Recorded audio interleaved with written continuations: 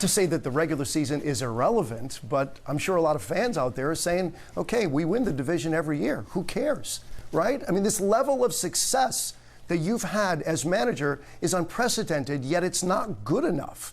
You have always been the face of this franchise, if not Major League Baseball, one of the greatest players to ever play the game. And suddenly you have a guy like Shohei who is doing what he does, ridiculous things almost every night, and getting all of that attention. Does it bother you? Ever since the Most Valuable Player Award presentation, the whole world has wanted to know, what is the name of your dog? There's been speculation that it's Dodger. There's been speculation that it's Walker.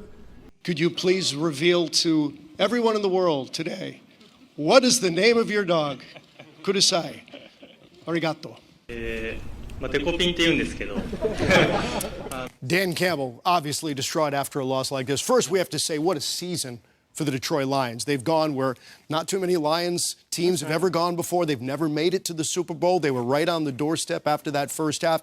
And he was unapologetic by the fact that he went for it twice on 4th and short, and they lost by 3 points. 2 of those could have been field goals. Instead, they lose by 3. Your thoughts on him going for it the way he did? LeBron was given the nickname King James when he was just a high schooler, but in the course of his storied NBA career, he's surpassed even the loftiest of expectations. And his remarkable longevity has even allowed him to share an NBA court with his own son, Bronny. With LeBron celebrating his 40th birthday today, we are looking back at his 22 years in the league and what might come next for the King.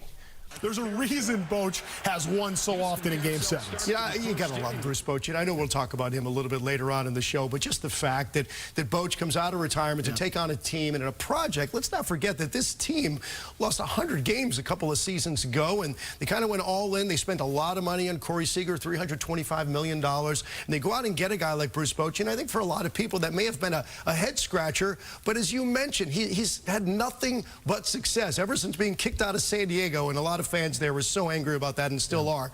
But to go to San Francisco and to win the way he did with the 3 championships in 5 years, and to come out of retirement and to manage this club the way he has, and to be going back to the World Series, you got to feel so good for him. Great to see you guys, and hi everybody back home in Los Angeles. Yeah, I know Dodger fans probably remember last season when Mookie Betts took a crash course in the shortstop position, and it was essentially a disaster as he really struggled to learn that position. He heard the criticism and eventually moved back to right field.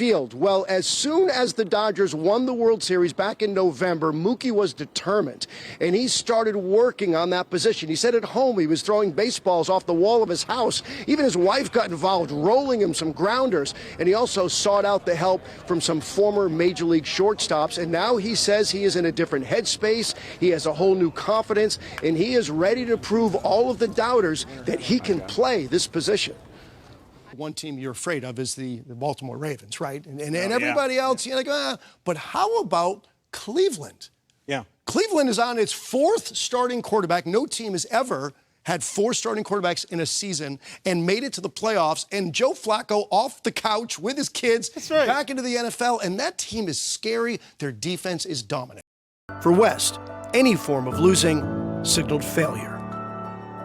All those years of finals frustrations as a player and then as an executive ripped at his sense of self like nothing else. Losses he refused to ever let himself forget. And while the winning made him a beloved symbol, especially in this city, the losing, as he once admitted, defined and shaped him every bit as much.